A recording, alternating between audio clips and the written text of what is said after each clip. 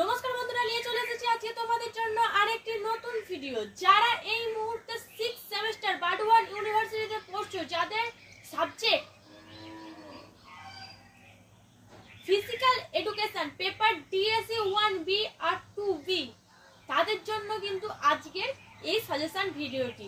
অর্থাৎ তোমাদের এই 6th সেমিস্টারে 10 নাম্বার, 5 নাম্বার ও 2 নাম্বারে যে কোয়েশ্চেনগুলি ইম্পর্টেন্ট, সেই কোয়েশ্চেনগুলি নিয়ে কিন্তু তোমাদের সঙ্গে আলোচনা করব। চলো, ফিজিক্যাল এডুকেশন ডিএসসি 1B বা 2B এর প্রথম যে কোয়েশ্চেনগুলো নিয়ে আলোচনা করব সেগুলো হচ্ছে 10 নম্বরের কোয়েশ্চেন। 10 নম্বরের প্রথম কোয়েশ্চেন হচ্ছে ক্রীড়া মনোবিদ্যার গুরুত্ব আলোচনা করো। 2, প্রেষণার সংজ্ঞা লেখো, ক্রীড়া ক্ষেত্রে প্রেষণার ভূমিকা আলোচনা করো। 3, শিক্ষণের প্রচেষ্টা ও ভুল সংশোধনের তত্ত্বটির বর্ণনা দাও।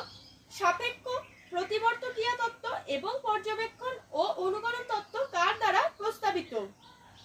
4, পীড়ন এবং উদ্বেগ নিয়ন্ত্রণে শারীরিক ক্রিয়াকলাপ ও খেলাধুলার ভূমিকা ব্যাখ্যা করো।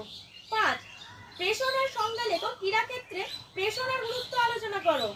তো এই ছিল তোমাদের 10 নম্বরের কোশ্চেন। এরপর যে কোশ্চেনগুলি নিয়ে আলোচনা করবো সেগুলি হচ্ছে 5 নম্বরের কোশ্চেন।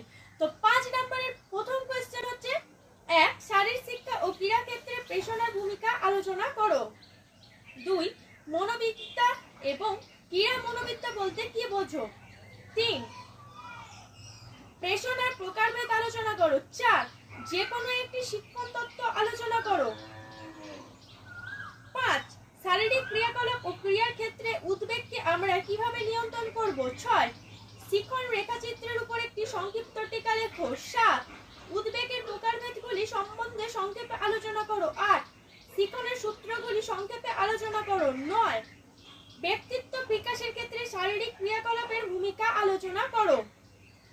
তো এই ছিল তোমাদের 5 নম্বরের কোশ্চেন। তো এবার 2 নম্বরের যে কোশ্চেনগুলি তোমাদের জন্য ইম্পর্টেন্ট, সেই কোশ্চেনগুলি নিয়ে আলোচনা করব।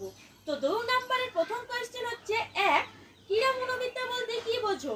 2, মনোবিদ্যার সংজ্ঞা লেখো। 3, শিক্ষণের সংজ্ঞা লেখো।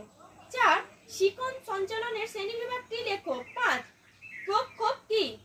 6, ব্যক্তিত্ব বলতে কি বোঝো। 7, পীড়নের সংজ্ঞা লেখো। 8, উদ্বেগ বলতে কি বোঝো। 9, 11, শিক্ষণের রেখাচিত্র কি।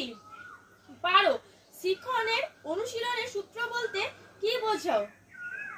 13, ক্রীড়া দপ্তর উপর প্রভাব বিস্তারকারী 4টি মানসিক উপাদানের নাম লেখো। 14, পীড়নের সংজ্ঞা লেখো।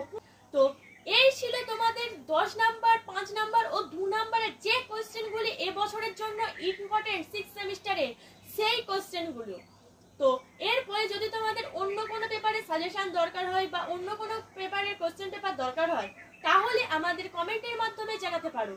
আজকের ভিডিও আর বেশি বড় করছি না, আজকের ভিডিও এই পর্যন্তই। ধন্যবাদ সবাইকে। Junior education.